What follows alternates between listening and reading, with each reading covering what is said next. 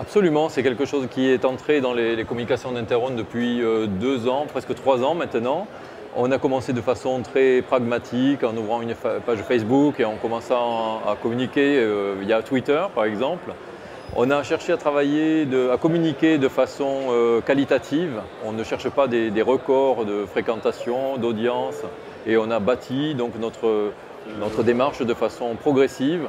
Aujourd'hui, nous avons environ 5000 amis donc, sur Facebook, sur notre page Facebook.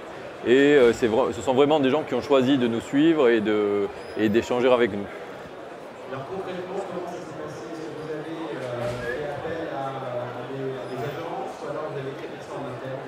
Non, nous avons d'abord évidemment commencé à travailler avec des consultants, des agences qui nous ont éveillés sur les aspects essentiels de la communication sur les réseaux sociaux.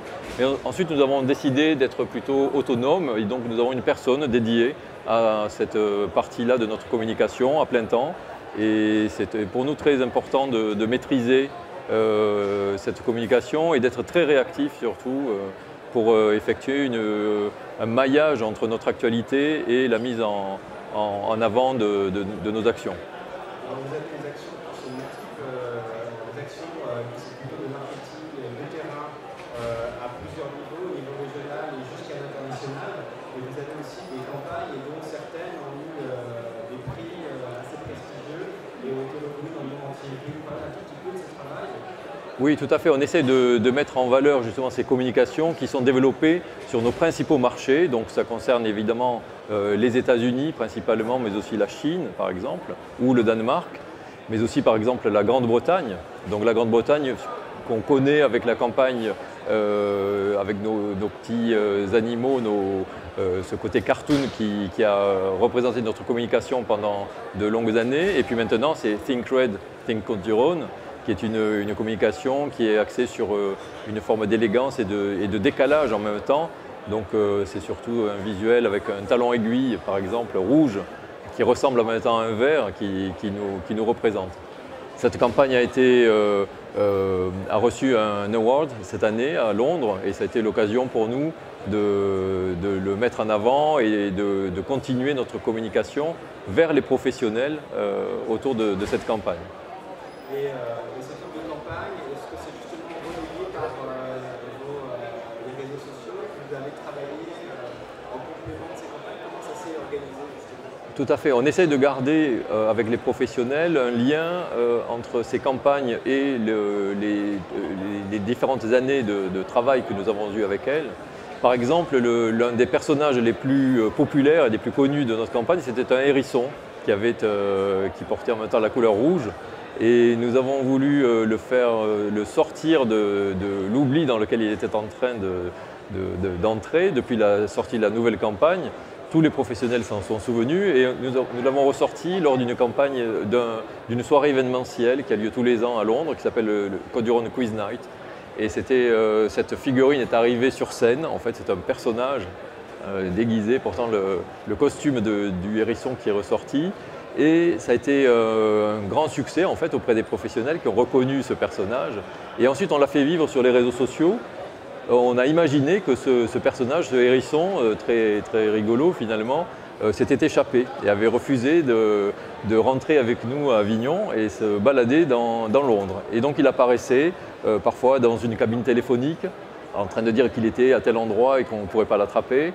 D'autres fois, il était devant Buckingham Palace avec les Coast Guard en train de narguer le public. D'autres fois au bord de la Tamise, etc. Donc il est apparu pendant plusieurs semaines à Londres dans des endroits différents et nous avons tout le temps relayé ces infos sur Twitter et Facebook. Et ça a eu un succès absolument colossal auprès des professionnels. Ce qui est intéressant, c'est qu'on peut avoir à deux niveaux, a priori se dire ressurgir une ancienne campagne alors qu'on lance une nouvelle, ça ne va pas rajouter. Mais en fait, on peut vraiment faire cohabiter des réalités différentes, des stratégies différentes grâce à ces réseaux sociaux. Ça apporte de la profondeur et on peut avoir un message beaucoup plus complexe.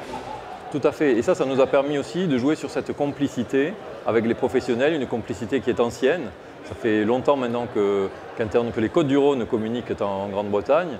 Et là, ça nous a permis d'introduire quelque chose de ludique, de décalé, qui ressemble bien à l'esprit des communications Côtes-du-Rhône. en utilisant donc, ce personnage emblématique de nos campagnes. Voilà. Alors, vos campagnes, à vous entendre, sont quand même très orientées vers les professionnels. Vous ne visez pas forcément le consommateur, mais d'abord les prescripteurs.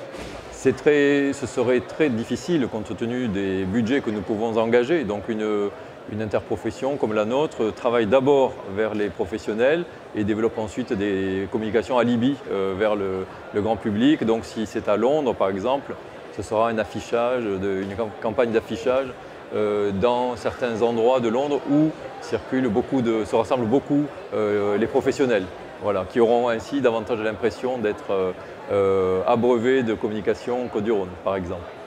Alors, à l'attention peut-être des consommateurs du plus large public, au-delà de la communication, vous avez aussi un projet, je crois, assez emblématique à Avignon qui permettra de réunir à la fois les professionnels qui seraient de passage dans la ville, mais également les amateurs de vin, quels qu'ils soient, qui seraient intéressés par les vins de Côte du Rhône.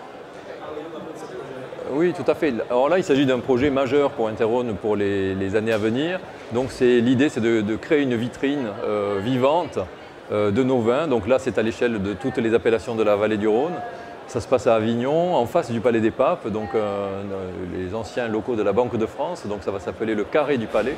Et donc là, au printemps 2015, dans un an quasiment, nous aurons un lieu qui va devenir l'ambassade finalement des appellations de la vallée du Rhône. Donc là, on vise évidemment d'abord une cible, donc un public lié à l'énotourisme et au tourisme culturel urbain. Donc à Avignon, c'est quasiment 1 million de personnes qui passent sur cette place, 600 000 qui visitent le Palais des Papes. Donc comment les intéresser aux vins de la vallée du Rhône? Donc ça, c'est un premier point important. Le tourisme de congrès et d'affaires également, qui est en plein essor à Avignon, mais aussi les relations avec les professionnels. Donc c'est un endroit dans lequel on va retrouver très naturellement à la fois une école des vins qui va fonctionner en plusieurs langues avec des modules s'adressant à la fois au tourisme culturel et au tourisme d'affaires, à la population locale évidemment. Un bar à vin d'anthologie qui va représenter tous les vins de la vallée du Rhône d'une façon très attractive, avec une cave également qui va vraiment mériter le détour. Un restaurant gastronomique de grande qualité, étoilé, on le souhaite en tout cas, avec un excellent chef. Donc là aussi, l'idée d'inscrire nos vins dans un art de vivre, aussi bien plutôt bistronomie quand on est au bar à vin, et plutôt haute gastronomie quand on est dans ce restaurant-là, qui en plus bénéficiera d'un cadre splendide. Une petite capacité d'hébergement de prestige avec une 5-6 suites de très haute qualité avec une vue fabuleuse sur le Palais des Papes et un ensemble de boutiques également, d'enseignes de luxe qui correspondent au visitorat d'Avignon dans ce quartier-là. Voilà. Alors on est assez loin d'une stratégie de communication et notamment très virtuelle des réseaux sociaux.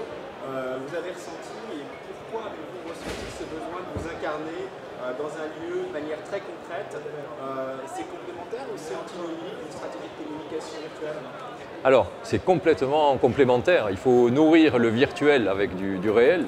Et c'est très important pour nous aussi de nous inscrire dans du concret. Donc à côté du high-tech, on va chercher aussi le low-tech, finalement donc le contact humain, les lieux de rencontre dédiés au vin. Pour nous, en tout cas, c'est quelque chose de très important.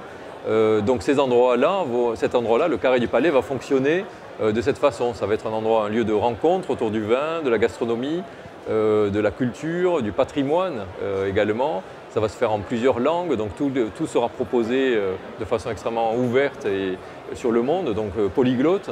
Et pour nous, c'est vraiment une vitrine vivante qu'on veut créer là. Donc on retrouvera évidemment, ce sera aussi un lieu de production d'images, donc ça va nourrir également toutes nos communications sur les réseaux sociaux avec beaucoup d'interactivité. On espère également beaucoup d'interactivité entre sites puisqu'on va se trouver des sites un peu jumeaux, siamois, cousins qui seront dans le monde inspirés par ce qu'on va proposer.